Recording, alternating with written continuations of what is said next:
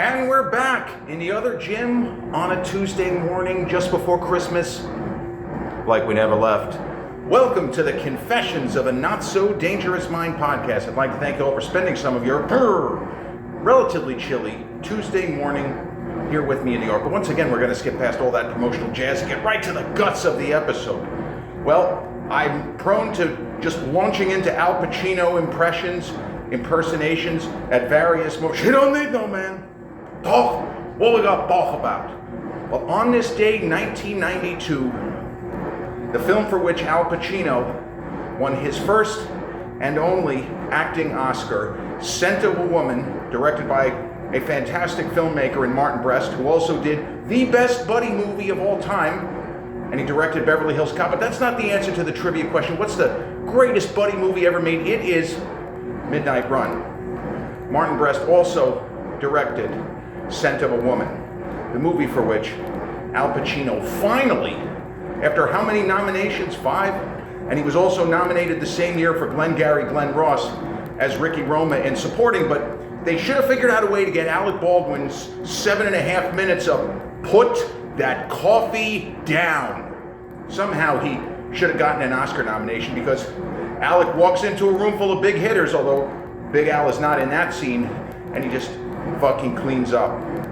But Scent of a Woman was also the kind of beginning of Al Pacino's 90s style, with a lot of screaming and yelling and a lot of performative performances, where he's playing characters who appear to be performing, as opposed to an actor simply inhabiting a role. Now, for entertainment value, chef's kiss, because after Scent of a Woman, his next film was directed by Brian De Palma, Sean Penn, also tremendous, Penelope Ann Miller, Carlito's Way. That's the film where Al goes, "You think you're big time? You're gonna fucking die big time!" So great. And of course, Heat, just carrying on for close to 3 hours. Give me all you got! Give me all you got!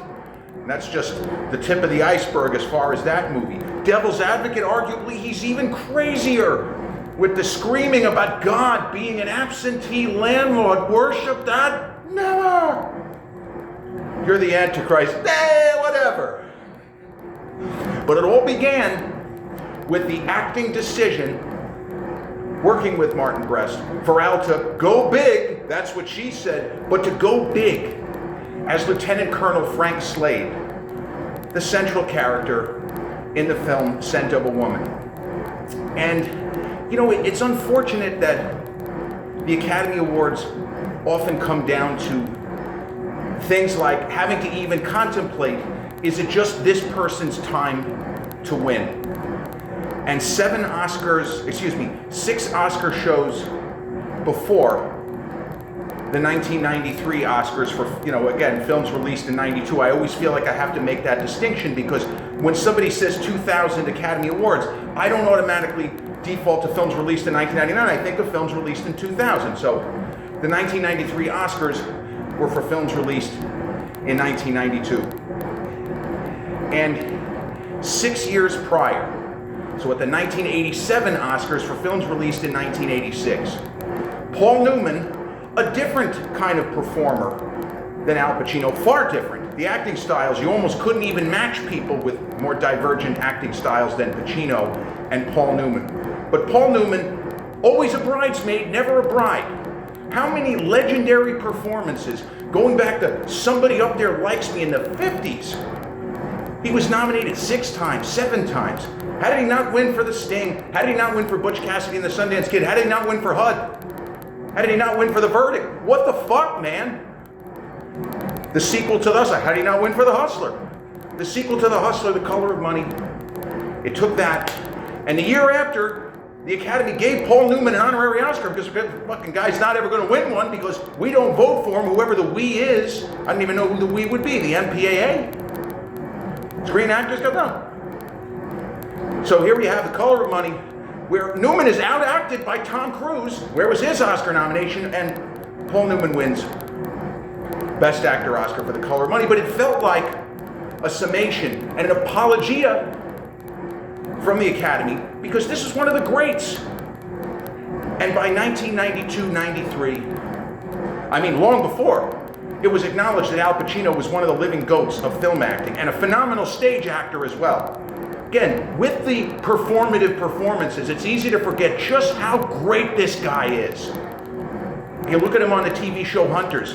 At his age, he is giving everything he's got. I love that. So, 1992 as a movie year is pretty good. You had an interesting mix of big studio films, such as Scent of a Woman, such as Rob Reiner's A Few Good Men, and I'm sorry, I have to say this. Martin Brest's Oscar nomination for Scent of a Woman, I wish that it had gone to Rob Reiner. I wish that Rob Reiner was not an answer to a trivia question or one of the answers best filmmakers never nominated for Best Director Oscar. I feel like his direction of A Few Good Men is at least as good as what Martin Brest does in Scent of a Woman. And I remember one of the criticisms of Scent of a Woman, it's a terrific film, terrific. It's like 8.5 out of 10 in my opinion. Really, really good. It's a long movie, but it holds the interest. But one of the criticisms was, it's a little slack. It could be shorter. That's something you don't like to, yeah, again, that's what she says. It could be shorter. But there were people who felt, the third act runs a little long. Late second, early third, maybe we could have, the immortal words of Emperor Joseph in Amadeus, just cut a few and it would be perfect. Just cut a few minutes. Do you know where? No, but just cut a few. There it is. But Al digs deep for Colonel Frank Slade. And the performative stuff, as I argue that it works in those other movies, it's just like, almost gets to be a greatest hits kind of thing. And that even adds to the entertainment value, knowing that he was going to go fucking batshit in Heat and Devil's Advocate. Not so much City Hall. Were we not great once? Can we not be great again? Plays a mayor in New York City. That's his one moment where it's like he's definitely playing to the audience. But Lieutenant Colonel Frank Slade is a very interesting character. He's somebody who has devoted his life to the country, to the military, and it's not so much that he's gotten screwed. It's just that maybe he made some wrong turns along the way, and now he has lost the power of sight, and he has some money, military stipend, and for all of we can make a lot of criticisms about the United States over time and how we deal and have dealt as a country with veterans, the way that we're almost grading people depending on what war they served in. It's all really bad. But Frank Slade has money from military, and he wants to go out in a blaze of glory. And any movie where the central concept is about somebody who wants to do that, I mean, it's for a film that aspires to be a crowd pleaser, you're starting off in a really bad spot, right? And we saw this, a movie that I really liked from a number of years ago, Tom Hanks' A Man Called Otto. And in that movie, in the ads, they don't go into that because it's, forgive the phrase, it's box office poison. You don't want to advertise that under normal circumstances. So people going into A Man Called Otto thinking they're going to see, Tom Hanks in his sort of Clint Eastwood era, get off my lawn. And there is an element of that. It's almost like Thomas paying tribute to Clint, who he worked with in Sully almost a decade ago. But the character of Otto in that movie is really depressed. His wife is gone. He's had enough. See ya. Wouldn't want to be you. I've had enough of this shit.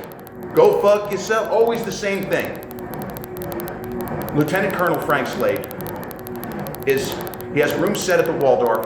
He's going to do a lot of drinking, and he's going to hire, presumably, a bevy of high-priced escorts to kind of slowly usher him into the next life.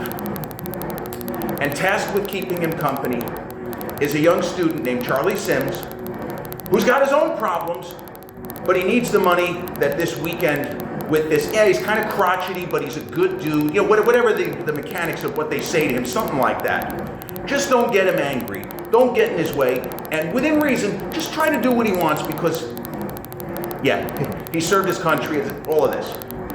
Charlie has his own problems, though.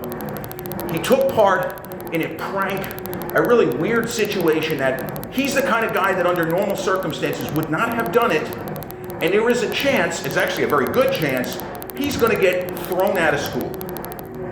And in a relatively early role, you have a wonderful Philip Seymour Hoffman just annihilating his role. And it's unfortunate because I really like Chris O'Donnell. You know, supposedly he was interested in one of my scripts in about 2000. I love the guy. But I remember Philip Seymour Hoffman more in this movie because the character he plays is so slippery. Always with a smile, always, it's not really, you know what, if we get thrown out of school, I'll just end up at MIT or Harvard, no big deal. Hey, fuck you, what the hell, what does that have to do with me? Great stuff. So, the two guys meet, and it takes the form of a buddy film, as I mentioned, Midnight Run and Beverly Hills Cop, same filmmaker, but it also takes the form almost kind of a road movie, also like Midnight Run. I mean, Midnight Run, beat for beat, you could say, it's a remake of Planes, Trains, and Automobiles. It just except instead of Steve Martin and John Candy, you got Bobby D and the late great Charles Grodin. Jack, what? Where are we going? None of your fucking business. I mean, because eventually I'm going to have to go to the bathroom. Shut the fuck up. Jack. Fucking Grodin. Grodin was so great. What an underrated, underappreciated gem. There are a whole generation of people that have no idea just what a boss Charles Grodin was on screen. But when we meet Frank Slade, we feel bad for him. He's the kind of personality, you wouldn't want that. You wouldn't want people condescending to him because he has lost the power of sight. This is still a guy you don't want to piss off. So, over a series of life events, some of which are just illuminating to make us understand Frank Slade more, some of which also, what's Charlie's story? How screwed is he when he returns to school after, helping Colonel Slade through the weekend and hopefully nothing terrible happens. But the men begin to understand one another. And they're not antagonistic from the first. This is not the kind of thing where Chris O'Donnell's character is a kid with a terrible attitude, and fuck this guy, I'm just here to make money. They don't go down that road. There is not mutual antagonism from the start. And I appreciate that the movie does not do that, because that's kind of the easy road.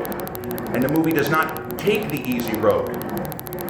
It gives us time to allow the characters to develop and to breathe, such as a similar scene to Midnight Run when De Niro and Grodin are at the end. They got no money, and suddenly they show up at De Niro's ex-wife's house where his daughter is there. That's an incredible scene. There's something like that here, but it's more a family gathering. And is Colonel Slade is he really in the proper mindset to visit family, some of whom that he would just as soon Vulcan neck pinch into the netherworld? But over these days, you can see the humanity of Frank Slade beginning to resurface. And Pacino does have these moments of incredible focus and concentration. And this is the same thing that I would say about Paul Newman in The Color of Money. Even though it feels like Tom Cruise's movie, Newman has these moments where he holds a close-up, and you say to yourself, that's why he's Paul Newman. That's why he was one of the GOATs. That's why he should have already had an Oscar before 1986, if not more than one. Even with the vacant eyes of someone who has lost the power of sight. The facial expressions, the body language, it's really beautiful work from Pacino. And, there are certain individual scenes in movies, and when we think of the history of Hollywood in particular, there are certain iconic scenes. And Al Pacino dancing with Gabrielle Anwar, that's the actress. I don't remember the name of her character in this film, but that's one of the great scenes, because it's Al, and she looks great, and she kind of turned from that and was able to dovetail into a couple of sort of bigger roles she did for Love or Money with Michael J. Fox. The next year, she was in Abel Ferrara's Invasion of the Body Snatchers interpretation. Really likable actress. And she plays this scene beautifully. But him dancing with her, it doesn't really advance the plot, but it shows that he still has the spark of life. This is not a guy who should be anywhere near the end. Yeah, he's had a couple of terrible turns, but he also has enormous wealth of life wisdom and lessons that if you just pay attention to this guy, if you just let him talk, you might really learn something. You might learn something profound. This is something that Charlie was not thinking going into this weekend. And it's a part of the film that it's not so much that it sneaks up on you, but watching this movie in theaters all those years ago, you know, it was the year of Clint Eastwood's Unforgiven. I mentioned how it was an interesting year. I mean, it's almost silly to put it this way, but with A Few Good Men, with Scent of a Woman, with Howard's End, the Merchant Ivory film where Emma Thompson won her Best Actress Oscar. Anthony Hopkins also tremendous in that film. The only film that was deemed to have a chance to upset Clint's Unforgiven for picture and probably director was an independent film from Ireland, The Crying Game. So right away you're in very unusual territory because normally it's the big Hollywood movies battling it out for the Oscars. 4 years later, the only studio movie, per se, that was even nominated for Best Picture was Jerry Maguire. That was the year of The English Patient. So, 92, you had Clint with Unforgiven. You had Martin Brest, Scent of a Woman. You had The Crying Game, Neil Jordan. And Howard's End, Merchant Ivory. And, you know, I'm blanking on A Few Good Men. But Rob Reiner was not nominated for director, so you knew that realistically it wasn't going to win Best Picture anyway. But that was, man, if only the Directors Guild or whoever decides Best Director. I wish we could retcon it and give that nomination to Rob Reiner. But I really liked Scent of a Woman, but seeing it as someone who was still 18, I just liked it on the surface. I wasn't really that interested as still a teenager. The life path of Frank Slade, it didn't resonate with me till I saw the film again, you know, in my late 20s. Presumably I had lived a little bit, and I got the character more. And I understood why he wanted to help Charlie in what turns out to be that Charlie's in worse shape than even he seems to suggest. And then he intimated to Colonel Frank Slade. And you know, there have been certain actors and actresses over time that play similar kinds of roles, or we think it feels as if they play similar kinds of roles whenever they show up on screen. And the late James Rebhorn, you probably don't know the name, but if you've seen Independence Day, he's the Secretary of Defense. And that's a great performance by him. The character is such a clown. He's such an absurd caricature, but it feels like it might be what it is, because he knows that there is an Area 51, but somehow Bill Pullman's President Whitmore, Area 51? We don't know nothing about no Area 51. Well, Mr. President, as Rebhorn says so beautifully, what a line reading. That's not entirely accurate. 2 words, Mr. President. Plausible deniability. Just gold. But James Rebhorn played kind of a heel asshole Secretary of Defense. He plays an antagonistic character in another 1992 film, very good, called Lorenzo's Oil. One of the most gut-wrenching true stories. Is that even like a happy ending or inspiring? It's fucking brutal.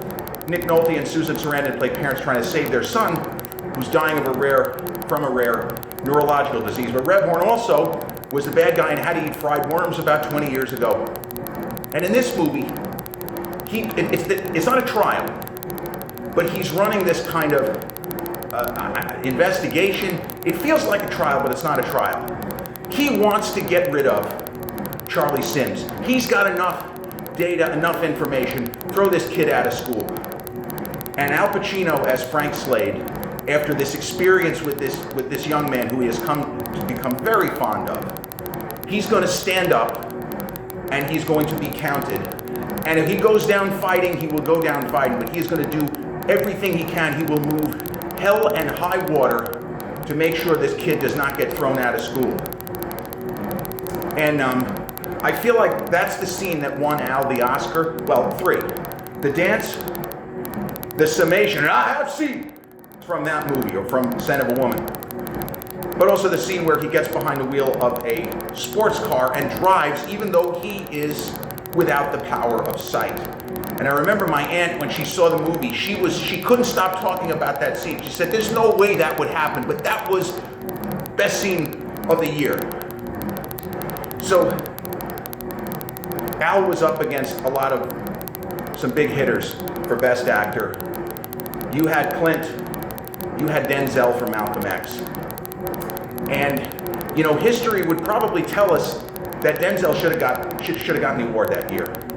And in 1999, when Kevin Spacey ended up winning, well, 2000, but for films released in 99, when Kevin Spacey defeated both Denzel and Russell Crowe. I mean, Russell Crowe in The Insider, that's the top 3 best performances he ever gave. What the fuck? He got nominated, he didn't win. But then he won the next year for Braveheart. And then Denzel won the year after that for Training Day.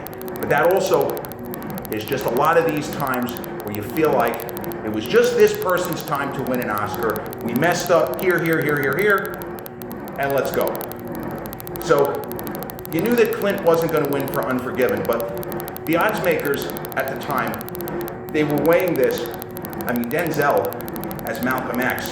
This is an all-time performance, but we might not have any more chances to give Pacino a Best Actor Oscar, which you could have given to him for The Godfather, Godfather 2, Dog Day Afternoon, Attica! So many classic performances. He wasn't going to win for Scarface. Fuss you, man. But I remember, those are my favorite Oscars because of Clint, because Unforgiven winning Supporting Actor for Gene Hackman, Best Picture, Best Director for Clint, and Warner Brothers. This is why I always remind people, the merger that's going on with Warner Brothers Discovery, Clint Eastwood is the one, if he's willing to go on record, that's a person you want to talk to. Because I made a joke, which isn't really a joke. The studio heads are rolling over in their graves. Harry Warner, Jack Warner, Adolph Lasky, Adolph Zukor, William Fox, Louis B. Mayer, they're all like, what the fuck are we doing here? What's going on in 2025? What are you doing to our beloved business model? Well, no offense, your business model it's outmoded, it's gone. But Scent of a Woman is a really good movie. And it's a film I don't know anyone who has seen it who says, oh, this movie sucks. I don't like it. But when Al was announced, yeah, I would have probably preferred, because I saw 92, I saw every one of those movies before the Oscars, now that I'm thinking about it, except Howard's End. But I saw A Few Good Men in theaters. Unforgiven, I saw opening day. Scent of a Woman, I saw before the end of the year. The Crying Game, I saw actually in January of 93 when it opened in limited release. The 6 Oscar nominations. It didn't really take people by surprise because the film was starting to build incredible buzz. So Scent of a Woman, I think the production and marketing was somewhere around 30 million. And I believe the total worldwide gross, this was not really a movie that played that well overseas, but it made 131 at the box office. That's a big number for a long character study / buddy movie / road movie / redemption story. Charlie's character, he doesn't need any redemption, but Frank Slade, somewhere deep in the recesses of his soul, this is his last chance to make a difference. That's why he goes to bat for young Charlie Sims. I mean, I just keep thinking about Philip Seymour Hoffman's line readings in this movie. It's just, if you haven't seen it, watch it for Philip Seymour Hoffman's performance, even though, you know, he's there at the beginning and a little bit and then at the end, but the smile on his face, that kind of sarcastic fuck you smile, and very few did it better in supporting roles than Philip Seymour Hoffman. And Chris O'Donnell went on to have a pretty good career. He was very close to the A-list. The following year, he did the Three Musketeers movie with Kiefer Sutherland and Oliver Platt, among others. I always felt that he had it in him to be a little bit more and do a little bit more. But you know what? You don't throw it back. Anybody who gets to make movies as lead actors under the studio banner, as he did with Vertical Limit, for example, with the late, great Bill Paxton and Scott Glenn, still had a tremendous career after the success of Scent of a Woman. So, yeah, that's really all I wanted to talk about with this movie. Al's very broad and highly entertaining performance, but still taking the time to craft an interesting character who has seen shit that most of us, we've only seen in the movies, and Lieutenant Colonel Frank Slade lived it. Maybe that's a big part of why he's so salty, and you gotta be very patient with him because he is still dangerous as fuck. Scent of a Woman, directed by Martin Brest, from a screenplay by Bo Goldman, starring Al Pacino, Chris O'Donnell, Philip Seymour Hoffman, James Rebhorn, and in the fantastic tango scene, Gabrielle Anwar. This has been episode 660 of the Confessions of a Not So Dangerous Mind podcast. I'd like to thank you all so much for spending some of your Tuesday morning here with me in New York. If you check out this episode on the YouTube channel, haven't done so already, please click like, subscribe, comment, share, turn on those notifications. Or if you catch this episode on the audio platforms such as Podbean, Spotify, iTunes, or the others in which we're hosted, same general rule applies. Click like, subscribe, share, and turn on those notifications. I'll be back with a new episode real soon. Till then,